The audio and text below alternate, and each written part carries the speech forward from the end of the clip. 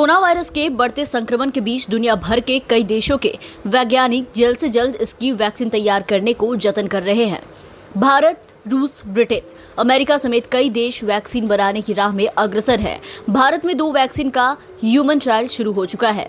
रूस ने अगस्त में बड़े पैमाने पर अंतिम ट्रायल के लिए वैक्सीन लॉन्च करने की बात कही है। ब्रिटेन में ऑक्सफोर्ड की वैक्सीन अंतिम ट्रायल के फेज में है।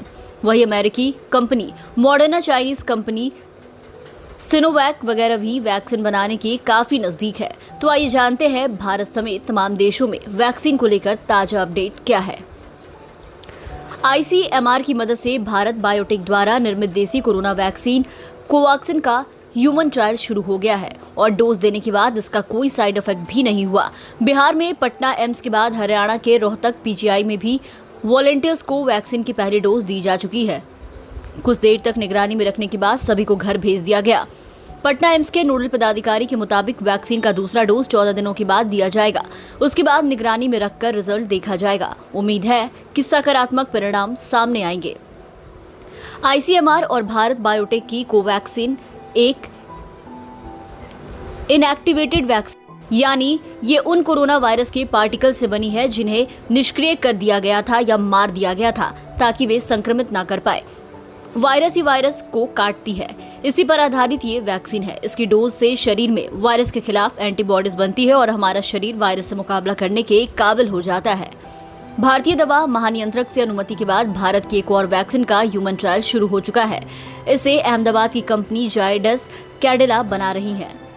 JY-CoV प्लाज्मिड DNA वैक्सीन है जो दरअसल एक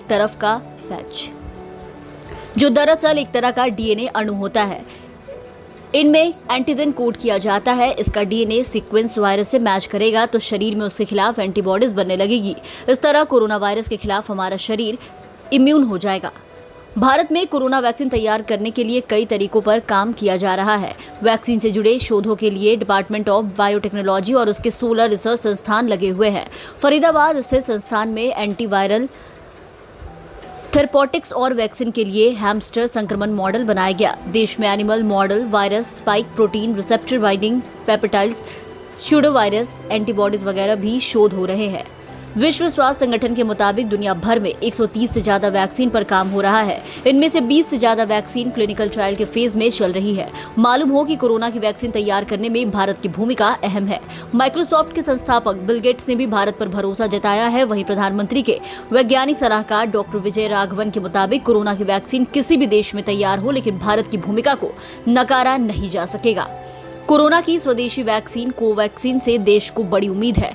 केंद्रीय स्वास्थ्य मंत्री डॉक्टर हर्षवर्धन भी मानते हैं कि ये वैक्सीन कोरोना से जंग में बड़ा हथियार साबित होगी। शनिवार को उन्होंने इस वैक्सीन के ह्यूमन ट्रायल के उत्साहजनक परिणामों के बारे में जानकारी देते हुए लिखा कि कोरोना महामारी के खिलाफ जंग अब निर्णायक दौर में है। जल्दी हम इस महामारी पर जीत हासिल करेंगे।